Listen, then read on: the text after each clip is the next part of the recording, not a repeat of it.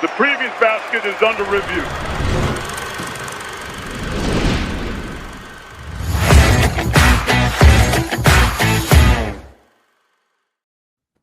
Illinois Texas Tech was an absolute banger on an absolute banger of a night in college basketball. We had some monster matchups Tuesday.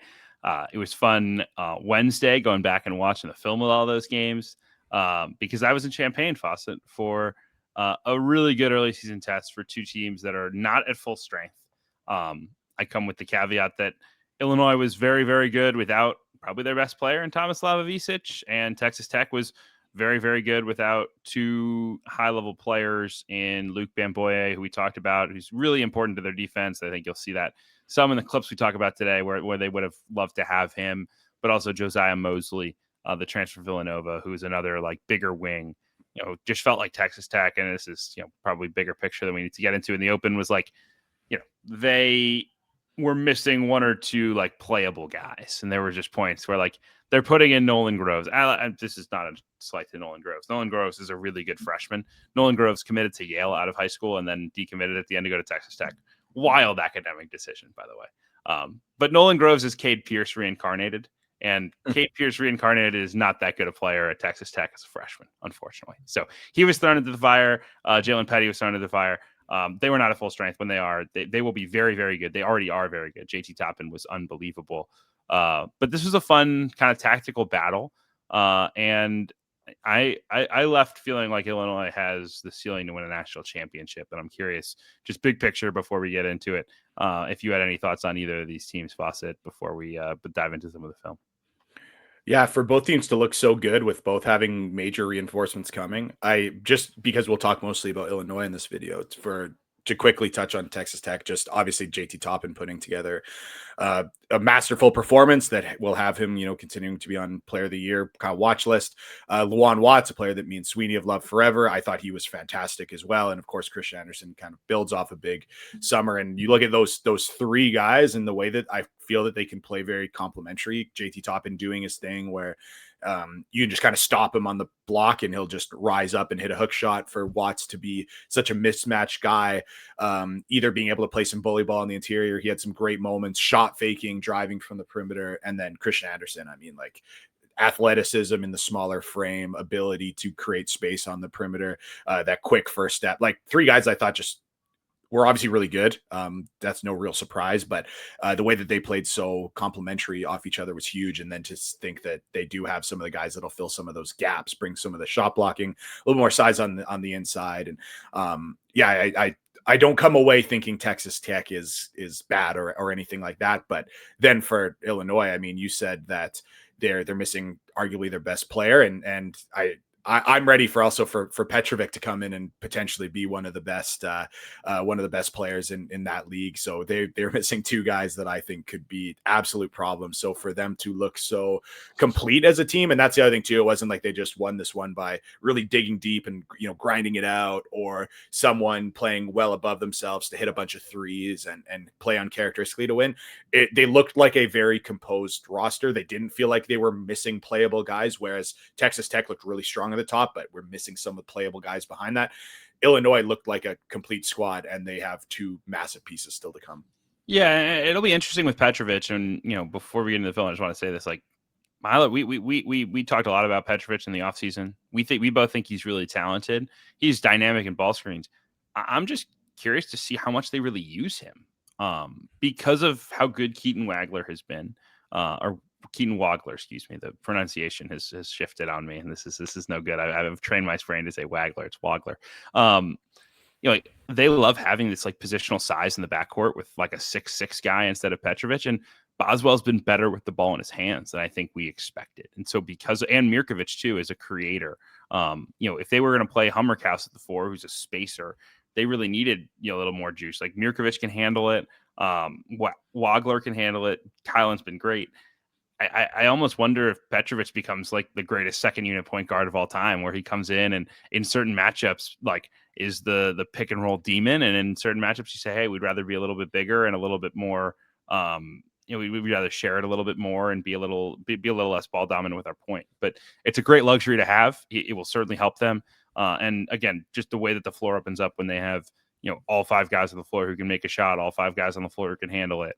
And we'll get into that here a little bit as we go. But, I think the one piece that was missing for a lot of the fall for Illinois and was not available when I went and saw them practice, and really is so key to everything, is Andrej Stojakovic. And this is a guy who has played a lot of college basketball at Stanford and Cal, has not played a lot of winning college basketball. I think the film was up and down with him. You saw bad shots, you saw poor decision making, but also you saw a guy who was super talented. And I thought the way that he played within himself, the way that he was opportunistic, the way that he hunted shots in good moments and hunted matchups in good moments, which is something I think Illinois does a great job of, is just kind of finding the matchup and spamming it. I thought, you could not have asked for anything more from Andrej Stojakovic. And, the way that he played, I think sets the tone for him to have a big time season this year in Champaign, and really is the one thing that they lacked, which was a guard that can really go north and south and get to the rim and finish around the basket. Yeah, that was the big thing for me watching this, is that I think that Illinois has a lot of guys I thought were going to be really good in the half court, really good pick and roll operators, really good post players who could make plays with their back to the basket or face up. But to see that Stojakovic brought a lot of this really, early offense, just getting downhill, like you talked about, that north-south ability, I thought he was almost like their best option as a transition point guard, making the right decisions, getting the paint, kicking out. And there's just so many of these plays. Ball is turned over, he takes it, and some people are probably screaming like, hey, give up the ball, push up the ball. And he's like, well, if no one's going to stop me, I'm going to go right to the rim. And I think that having a little bit of that downhill ability is something that was, I would say, a little unexpected watching them play.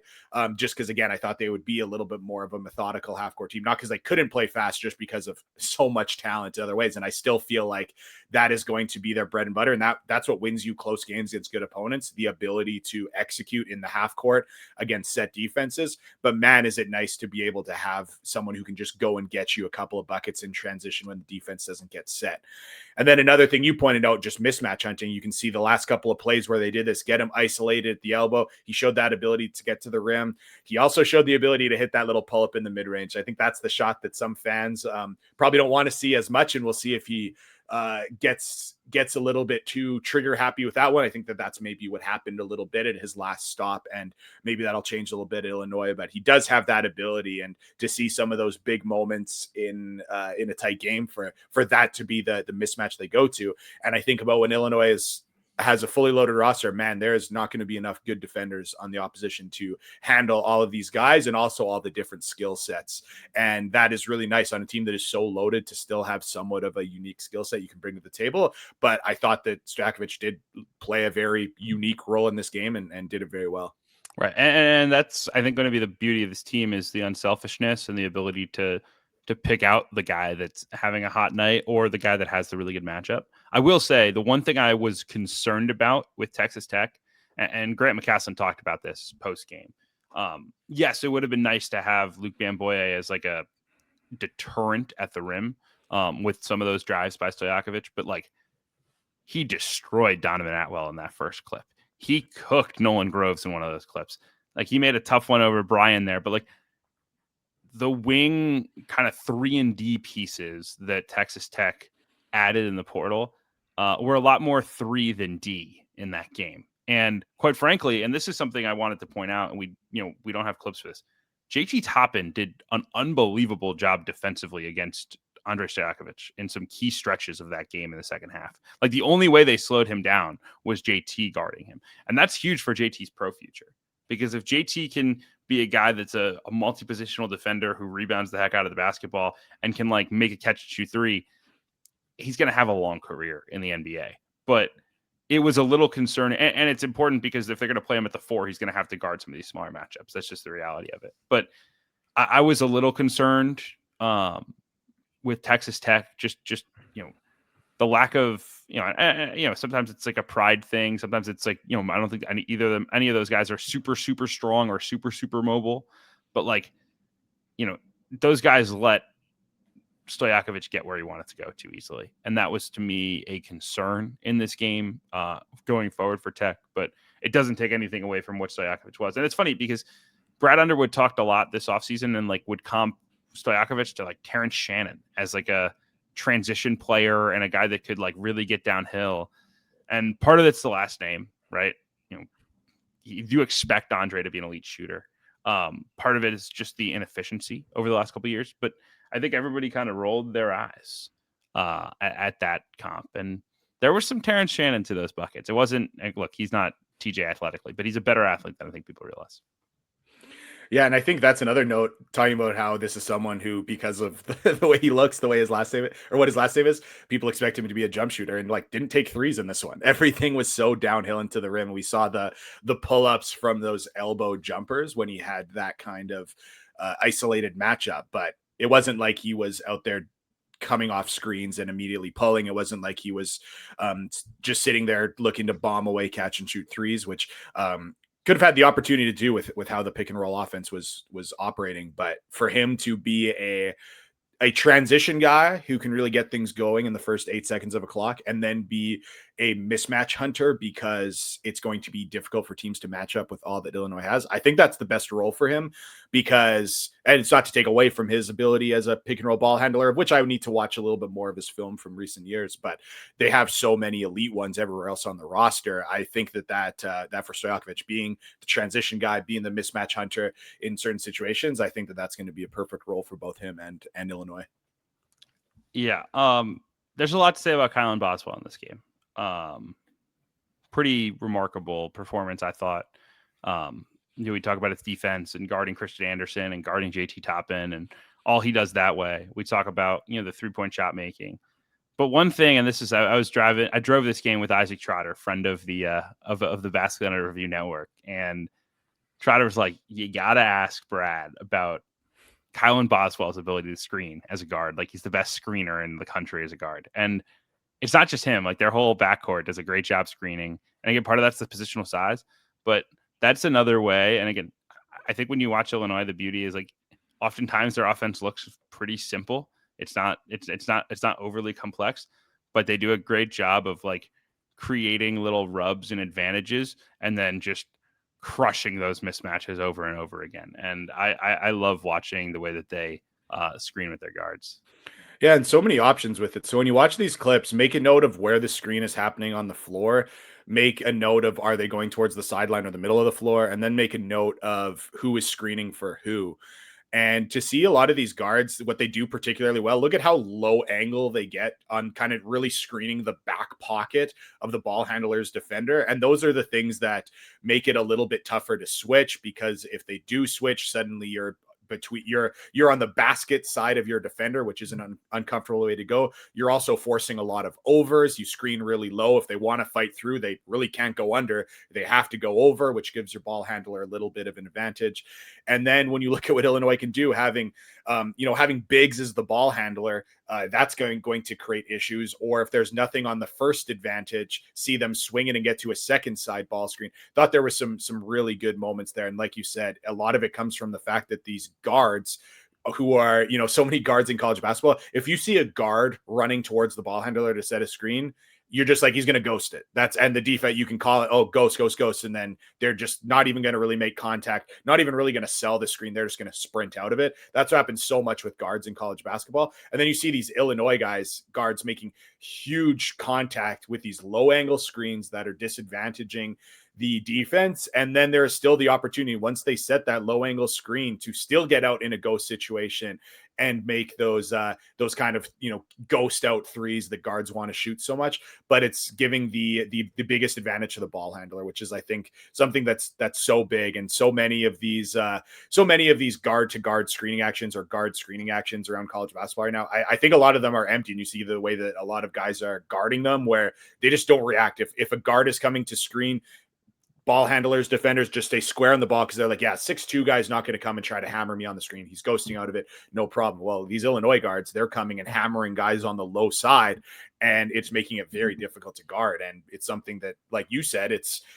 not the flashiest schematic thing to do, but it's very good execution of the simple stuff. And when they do that well, and they do it with so much quality personnel, like you saw, there's 4 or 5 guys actively involved in all these screening actions. And might still have one of their best pick and roll ball handlers to come. I mean, man, this could be one of the best attacks in the country. Last year, and we probably could pull clips for this at a later point.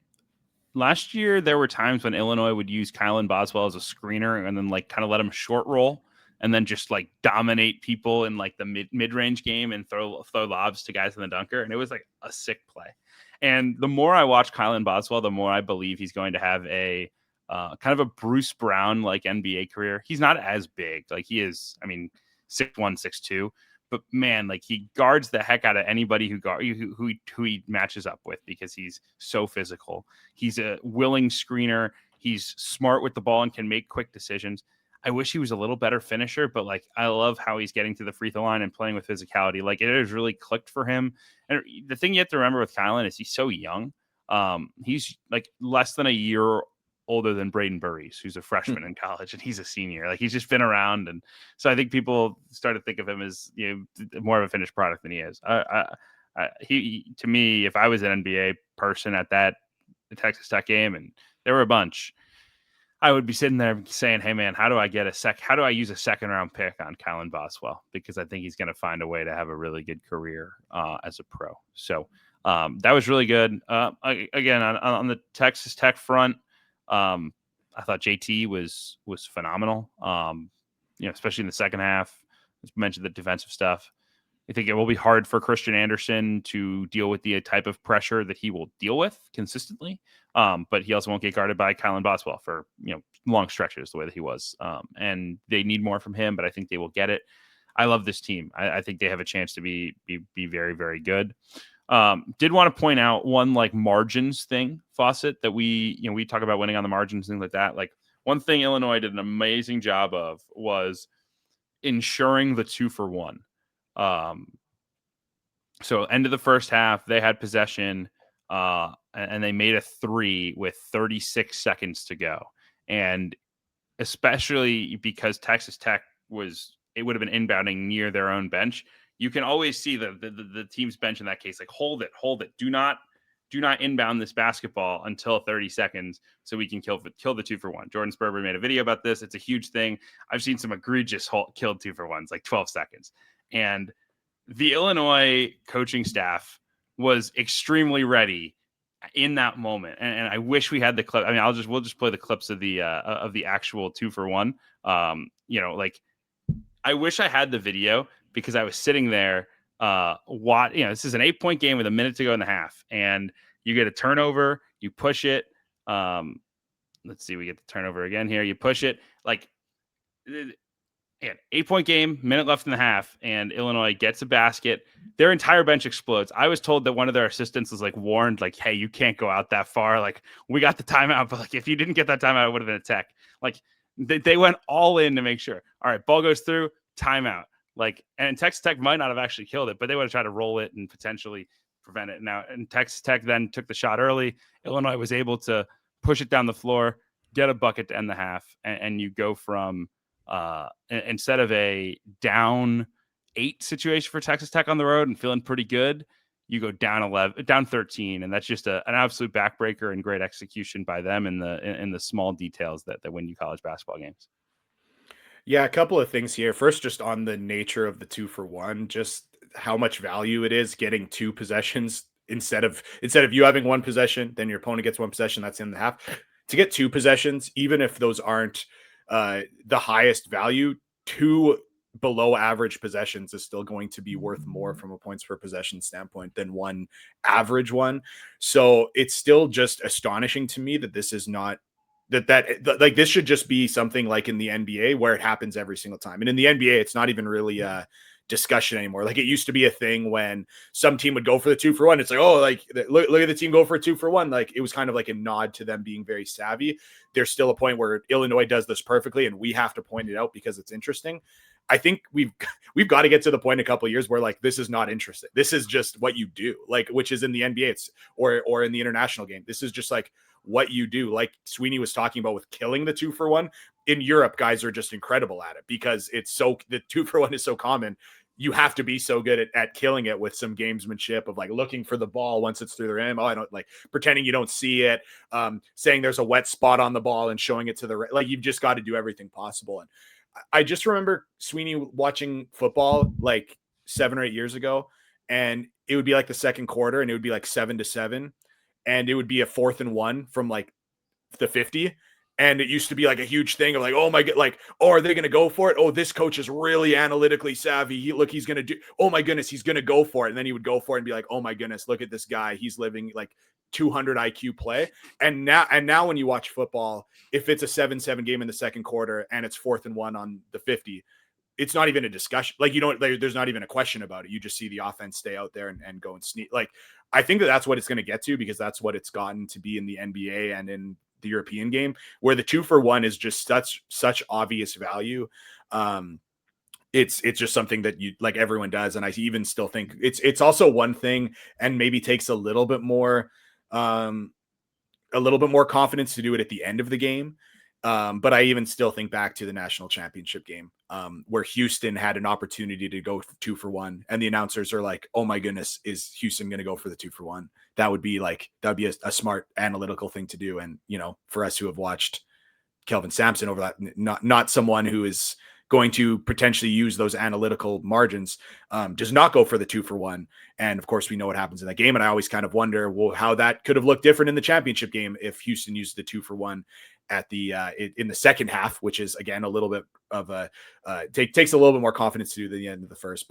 And then I guess my last point, I know we're really rambling on, but I think that when it comes to timeout strategy, which is something I can also talk about at length, the use of timeouts in college basketball is always like very interesting to me. And I think that coaches should probably use them earlier, generally speaking, and also look for advantages where you can find very clear points per possession value on the use of your timeouts.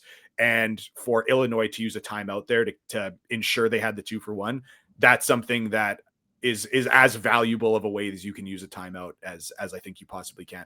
Everyone thinks like, oh, using one to like draw up a slightly better after timeout play that maybe gives you like a 0.1 points per possession boost by drawing up your best ATO. That pales in comparison to what Illinois did with this one. So brilliant all around, but I do think that we one day get to the point where we are not talking about it for 5 minutes and pointing it out, because this is optimal strategy. There's no questions around it. This is proven optimized strategy, and everyone in college basketball needs to be doing it. Yeah, the easy summary is that Illinois won by 4, and that was a 5-point swing at the end of the first half. So I mean, it's not that simple, but like Illinois stole 2 points there. That's math. Those are massive. Illinois also won a challenge in that first half, which is risky, but their bench was on it. Like, those are the little things that put you in position for Andrej Stojakovic to go have 20 and win you a game, right? That's how coaching matters. And so I thought Illinois did a great job. I thought Texas Tech is going to be great. I mean, again, the way that they spammed JT in that half, and made their first 11 field goals. It was remarkable. So it was a great matchup. We'll see more of both of these teams here coming up soon. Illinois, Alabama should be a good one next week. That's a high level ball game. So we appreciate you all watching as always. Please subscribe to Basket Under Review. Check out all the content, the written stories, the podcast, the videos, the Discord channel, which is so much fun this time of year. We love it. We love hoops. We'll see y'all next week.